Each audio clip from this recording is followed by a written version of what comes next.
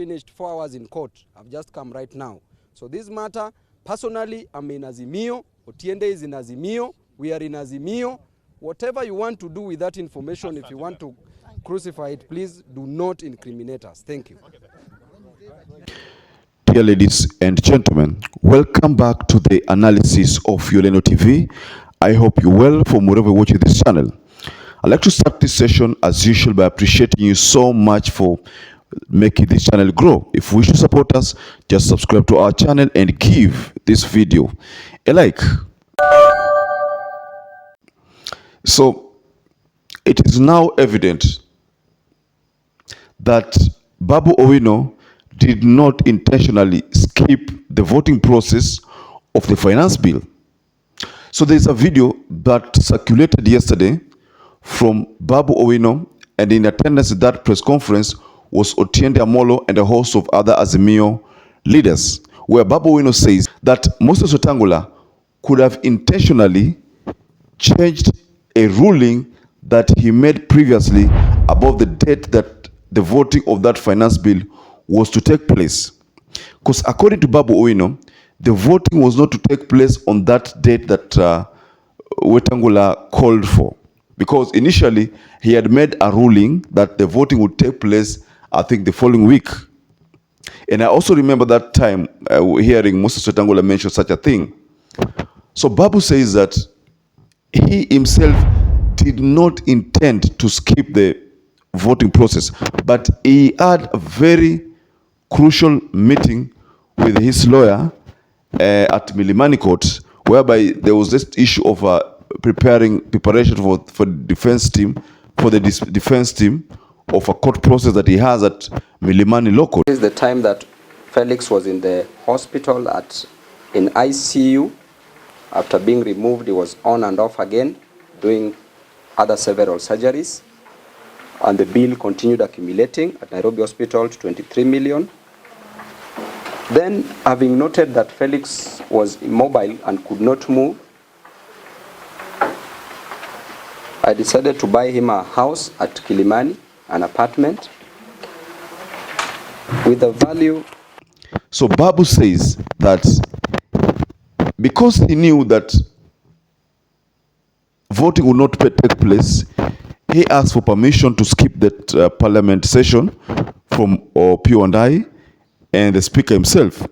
So according to the statement that BABU issued, it appears as if Moses Wetangula had known that there were so many Azimio members who were absent.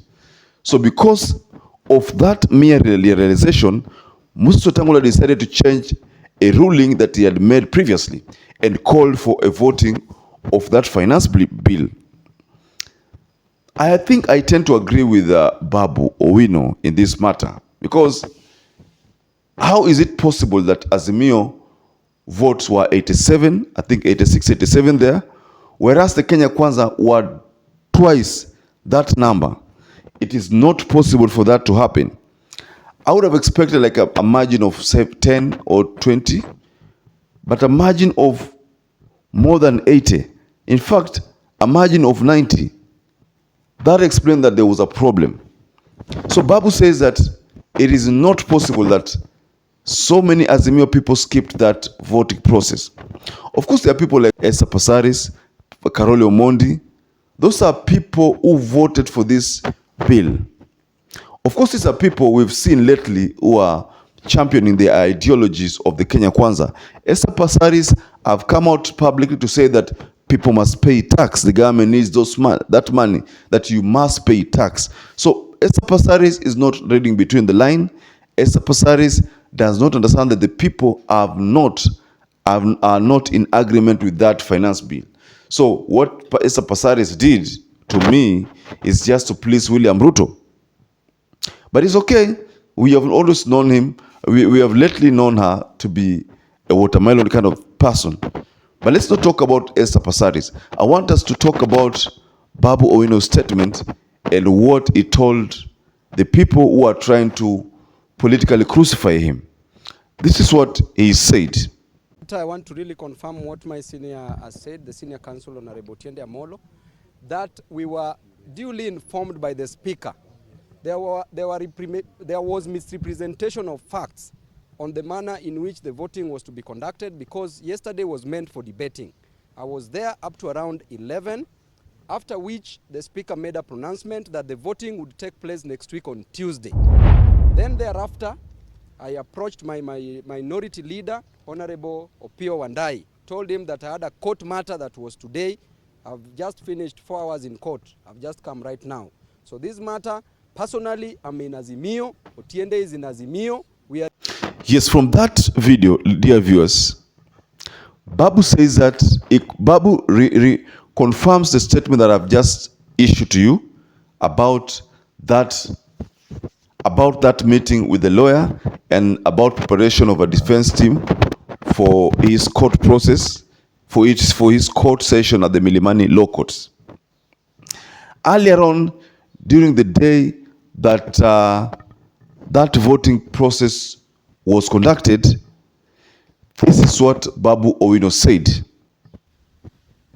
Thank you very much, fellow Kenyans.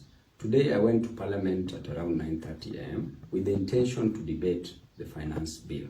At around 11 a.m., the Speaker made a ruling that the debate would take place today up to 9 p.m. Then the debate will proceed from next week on Tuesday. Thereafter, voting will take place. Then, after that, based on that decision, I approached Honorable Pio and I explained to him my situation, that tomorrow I will be having my defense hearing at Milimani Law Courts, that I needed to meet my lawyer for preparations. Then he okayed and I just left. And as we speak, I'm still with my lawyer.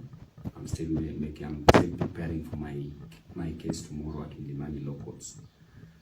I realized while you can actually make your own conclusions whether you think Babu Owino is a sellout or Babu Owino is a true confident and a true supporter of Azimio. One thing that I noticed with this whole thing is that how comes that Kenya Kwanza people were in their numbers? In fact, all of them. In fact, even from the list that I've just checked online, and something should pop up in the screen, it is believed that Rarieda MP skipped that meeting, was absent. It is alleged that Felix Oduor was absent. Look, of course, Felix Oduor, we didn't expect him to be there because he doesn't want to be seen as if he's defying Raila Amolo Odinga's call. Also, the same note, he doesn't want it to be seen as if he's not supporting the finance bill. But let's understand something here, ladies and gentlemen. If you are in Azimio, the Azimio people expect you to vote with them. If you don't vote with them and decide to vote with the other faction, the Kenya Kwanza faction, that means you support the other Kenya Kwanza faction. I'd like to urge you to stay safe and stay blessed until you catch up again in our next analysis.